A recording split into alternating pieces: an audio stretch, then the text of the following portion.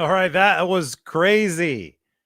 Josh Allen, he's been more than fallible. He has not been infallible. We'll put it that way over the course of this 2025 season. The Texans defense, that same Texans defense that absolutely stonewalled the 49ers back when Mac Jones was the quarterback, they do something similar to the Buffalo Bills, and they beat them by 4 points. But that got wild at the end with the hook and lateral.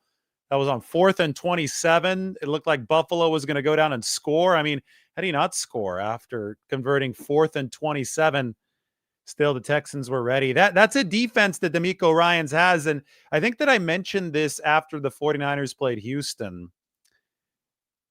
There are people in that Texans organization who believe that Davis Mills should be the starter just because they've got such a good, dominant defense that they believe Davis Mills brings a higher floor than CJ Stroud. And the higher floor that Davis Mills might bring the Houston Texans would enable wins like today, where the defense took care of business for Houston.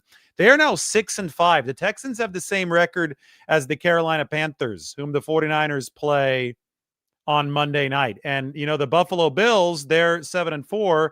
They've got the same record as the 49ers. So the Bills have dropped down to where the 49ers are at record-wise. And we can look at the team tiers. This is always good to look at for perspective. What you just saw tonight was the best defense in football. Houston is up here, vertical axis.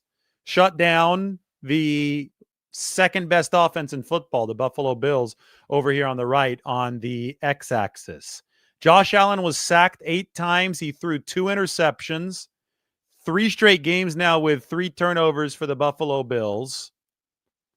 And the Houston Texans, who are playing don't screw it up football on the offensive side of the ball, are letting that defense sing. So I think all of a sudden the 49ers loss at Houston, it shouldn't have been looked at as a terrible loss to begin with because that defense was so good. But I think that people are probably understanding it a little bit more now. That is a monstrous defense with Danielle Hunter, Will Anderson, Azeez Al-Shire. The corners are really good. Stingley, obviously, there. But Bullock is the one who had the interception there to end the game for the Houston Texans. That's a really, really damn good team that has a much better defense than the opponent they faced, the Buffalo Bills. That was offense versus defense, elite on elite tonight, and it was a hell of a game to watch.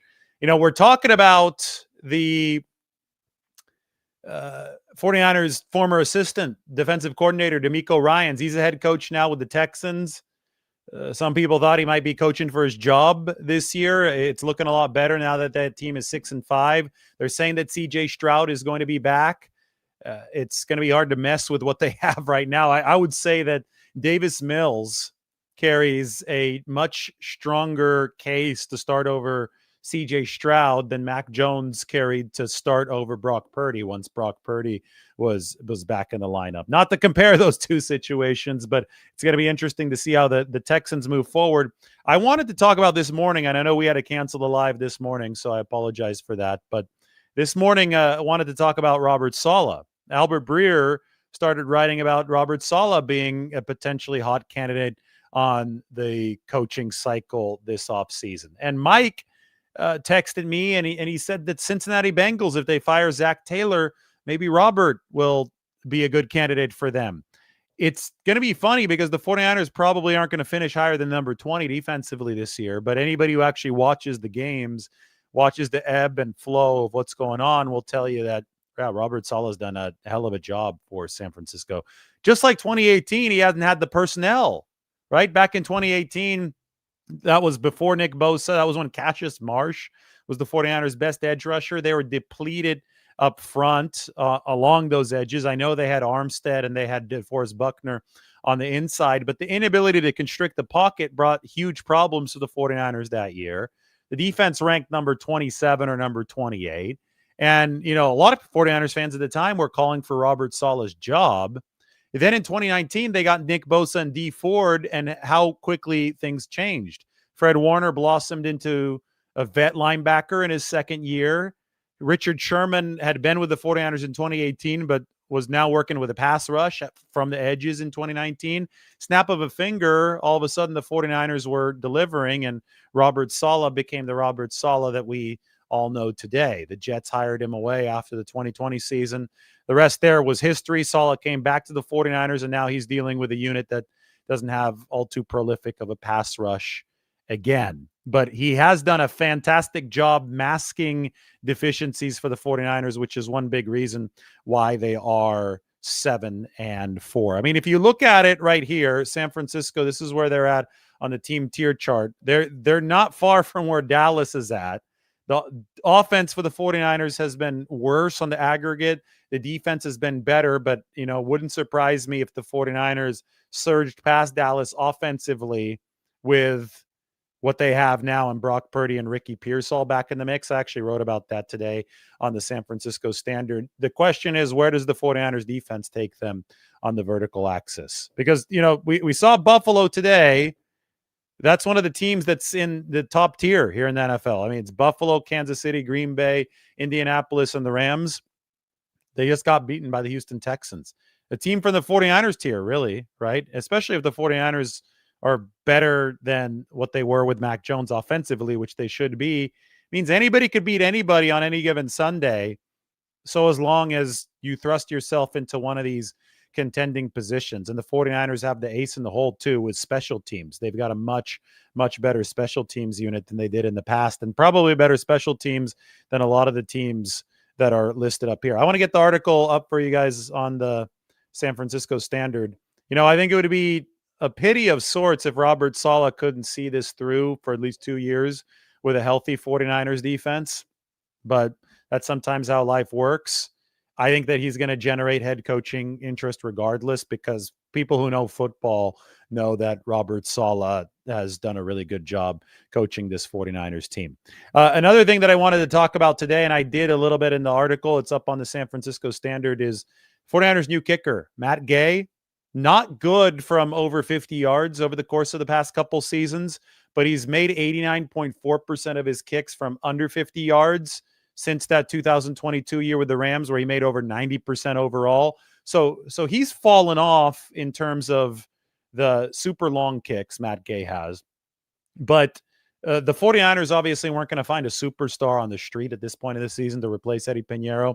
I think that Kyle Shanahan in the interim, while Pinheiro is not available and they have got Matt Gay kicking, I think that the 49ers are going to be a little bit more aggressive from the 33-yard line to the 43-yard line, in that plus territory range where you're kind of in no man's land unless you've got a really good kicker. I think the 49ers are going to be going for it on fourth down. I think Shanahan's already been more aggressive this year. They moved to Matt Gay to fill in for Eddie Pinheiro, though. The fact that they went to somebody who's consistent on the shorter kicks, but may not have the leg or the accuracy for some of the longer ones. I think the 49ers interim strategy is going to be a little bit more offensive aggressiveness from between the 30 and the 45-yard line. We'll go ahead and broaden that range. Other stuff happening this week. 49ers headed to a rematch with Christian McCaffrey's former team, the Carolina Panthers. The last time they played the Panthers was over 3 years ago in 2022. And Christian McCaffrey was still on Carolina. It was about 11 days before the 49ers would make that massive move. I wrote about that today on the San Francisco Standard. You can scroll down. You could see there's a bunch of data that I went through in this article. We're looking at playoff leverage for this game. But I think most importantly, we want to remind everybody that the last time that the 49ers played the Carolina Panthers, Emmanuel Moseley had a pick six for the 49ers. DeMeco Ryans, as you can see here in the tweet, I can't play the video because it's a copyrighted game footage, but DeMeco Ryans went crazy for San Francisco on the sideline. He was their defensive coordinator. We just saw him coach the Texans to the win over the Buffalo Bills. But guess who the pick was off for Emmanuel Moseley? Baker Mayfield was the quarterback of Carolina. Christian McCaffrey was the running back. 49ers absolutely blew the Panthers out of the water, 37-15. Jimmy Garoppolo was the QB of the 49ers. Brock Purdy was still on the bench for San Francisco. But how things have changed in a relatively short period of time, right? We have the 49ers absolutely surging under Brock Purdy. Jimmy Garoppolo is now the backup of the Rams. Baker Mayfield is the unquestioned starter in Tampa Bay. He was getting some MVP buzz earlier this year. I think that's died off at this point. Baker Mayfield, by the way, did what Josh Allen couldn't at Houston earlier this year. He led the Bucs to a game-winning drive against that defense. But most significantly, out of all the things that have changed since DeMeco Ryans went crazy over the Emmanuel Mosley pick six in Carolina back in October of 2022, Christian McCaffrey has changed teams. He is now with the 49ers. So he spoke a little bit about that today. And I wrote about it in the San Francisco Standard. You could see the quote from Christian. Getting traded to San Francisco, it opened my eyes to so much. It was a massive blessing, but it was also a bittersweet moment for me at the time. Back when I look back on my journey and look back on what's transpired since then, I can't help but be so grateful to also call this place home and play with so many amazing players. McCaffrey's gone 1,000 once. That was with Carolina in 2019. He's on track, on pace to do it again for the 49ers here in 2025. He could become the first player in NFL history to go 1K twice. Roger Craig, Marshall Faulk, Christian McCaffrey, the only players to do it once. And it's pretty cool that he's got a chance now to play that former team, the Panthers, who traded him. A little bit of a bittersweet feeling whenever somebody trades you, but Christian's going to have an opportunity to face them again coming up on Monday Night Football. The NFL's next primetime game, actually, right after the one that we just saw here with the Bills and the Houston Texans. All right, let's answer some of your questions. This is a 49ers Thursday night special. Ryan Jones saying Roger Craig for the Hall of Fame. He's one of the 8 semifinalists, not for the actual standard Hall of Fame induction, but I think it's like the senior induction into the Hall of Fame. So they keep channels open for players to potentially qualify down the road, and Roger Craig may have that opportunity for the 49ers. I think that would be long overdue if he does make it into the Hall of Fame. He was the first guy to go 1,000 for the 49ers back in the 80s. Bill Walsh, Roger Craig, both pioneers in that way. Marshall Faulk, who's also done 1,000. He was the next guy to do it after Craig. He's in the Hall of Fame. Marshall Faulk was up on Christian McCaffrey's bedroom wall when Christian was growing up in the Denver area. He had a poster of Marshall Faulk and the greatest show on turf, Rams. And Christian's going to be in the Hall of Fame one day. I think it'd be fitting if both Christian and Roger Craig were in that 49ers or in the Pro Football Hall of Fame. 49ers Hall of Fame, that's a given. But Roger Craig already is in that 49ers Hall of Fame. It's a given for both of those guys. But would want to definitely see that. I think that could be a nice little parallel between past and present for the 49ers. They say high-stepping sweetness for Roger Craig. Yes, sir. 49ers Brian asking, will we see Valdez? Well, I saw him at practice today. I don't know if the 49ers are in massive need of calling up a defensive tackle unless somebody gets hurt, because those guys are actually surging. Kalia Davis is coming off his best career game, 4 pressures. He had 5 pressures over the past 2 weeks. That's more pressures than he had over his first 2 seasons. Kalia playing well. CJ West is getting his highest snap count.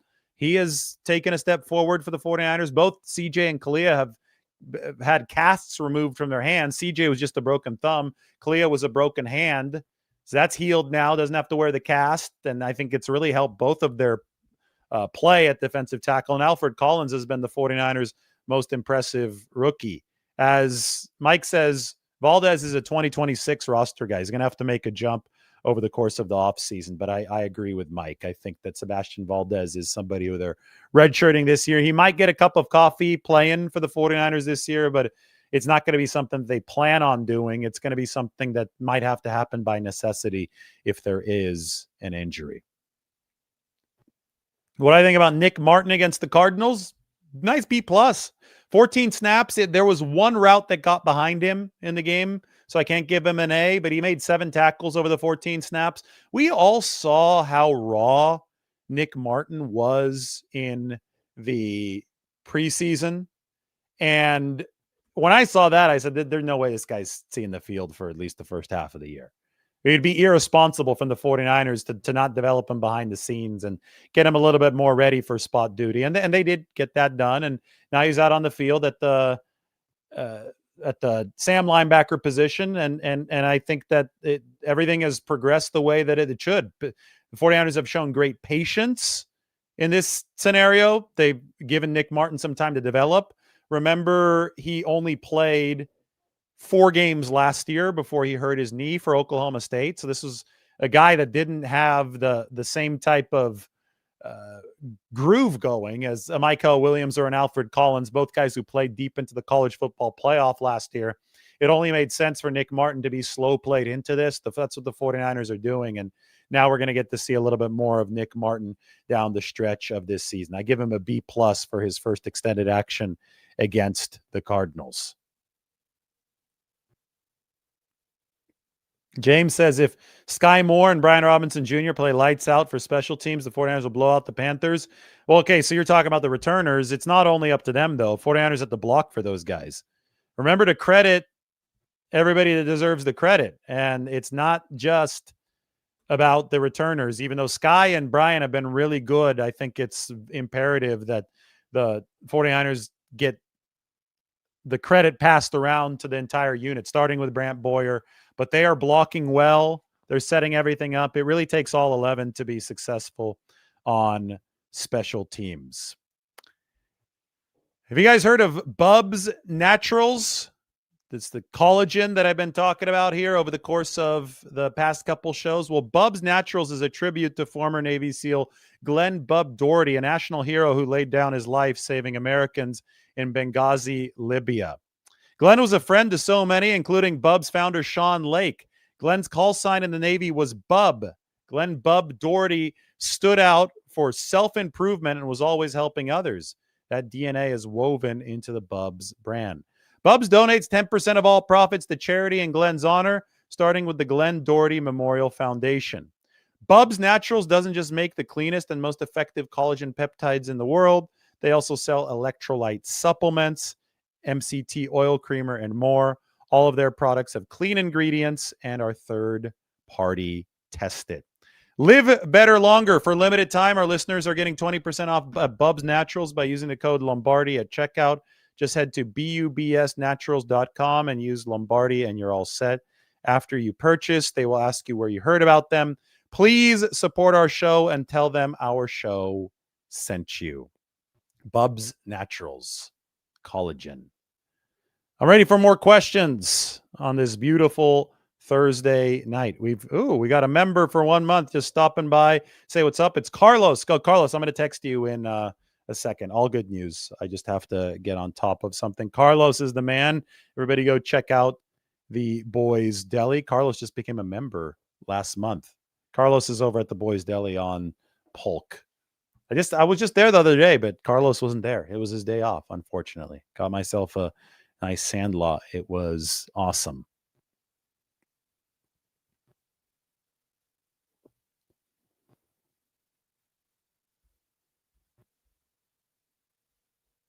Why not play Jordan James? Well, because you've got Christian McCaffrey and Brian Robinson Jr. Why play Jordan James? Christian McCaffrey is leading the NFL in scrimmage yardage. Future Hall of Famer. Brian Robinson Jr. is balling too. I don't know why you'd go to your third or your fourth string running back when your first 2 string running backs are playing that well. Pearsall should have a nice game. I agree. This is something that I have in my article, and I think this is a really cool graphic. SF Data Niners comes through with the goods. And wait till you see this one.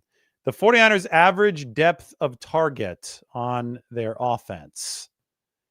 And it's, varies from receiver to receiver. Look at Ricky Pearsall. This is called blowing the top off of opposing defenses. This is called a different kind of threat that the 49ers can present to opposing defenses. Ricky Pearsall right there in the middle.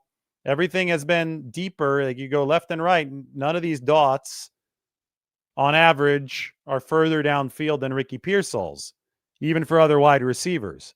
So he gives you something else, and that's going to help the spacing along the rest of the field. I mean, you look at the fact that The 49ers already had a lot more space with Brock Purdy as their quarterback instead of Mac Jones. I think the scrambling ability from the quarterback, the threat of it helps in that regard. Well, being able to blow the top off the opposing defense, not just through a go route, threaten go route, but the deep crossers, the deep corners. We know that Ricky Pearsall and Brock Purdy have good chemistry far downfield. The ability to deliver there opens up more underneath, which is really cool. And I think that that's a neat graphic to show you that as soon as Pearsall starts to get involved in the offense, which I think is going to be this week. Last week, it was like George Kittle's return. Ricky was still not at the top of the progression chart for the 49ers, just like George wasn't against the Falcons. Well, this coming week, I think he's going to be targeted a lot. Ricky is. And I think that's going to open up a lot more for the 49ers offense. I wrote about it in the article. Pearsall and Purdy, both full go at practice today. 2 thumbs up. Big news for the 49ers. That's something that can help make this 49ers offensive explosion that they're going to need sustainable moving forward. Thank you to Val. Val is now a member. Val has signed up, but we've been interacting a little bit with Val in the comments section. I know over the course of the past few shows has joined the channel membership. You can do that off desktop YouTube. I'm not sure if you can do that off of your phone, but Carlos and Val both checking in. Awesome. Thank you, guys. Do I think the 49ers will trade Mac Jones in the offseason? I think so, and I think the Vikings should be interested in him because I don't know if that quarterback situation's all too great in Minnesota. We'll see with J.J. McCarthy, but I think that the 49ers are running a QB rehab program, and Sam Darnold's already successfully been through it. Mac Jones is successfully going through it right now. My question is, who's the next quarterback that the 49ers bring through the QB rehab program? We shall see. But you can profit even more off Mac Jones than you did with Sam Darnold since he's under contract for next year. So you can sell him up, maybe even for a second-round pick, maybe even a little bit more than that, given how well he's played. I mean, the guy's been borderline top 10 efficiency, which is really, really impressive. You can also gift memberships. That's great. Christmas season coming up, Thanksgiving coming up. You can gift memberships. And you could join at this link. Mike has the link, but you can gift the membership as well through there. We would really appreciate it if you guys joined. Kyle, the QB Whisperer. All right, I wanted to make this quick. Wanted to go through some of the stuff. Go ahead and check out the article. It is up on the San Francisco Standard. Best way you can support is by becoming a member here and also by subscribing to the Standard. The 49ers' path to the playoffs begins with a full circle game for Christian McCaffrey. Everybody, thanks for watching. We'll talk to you soon.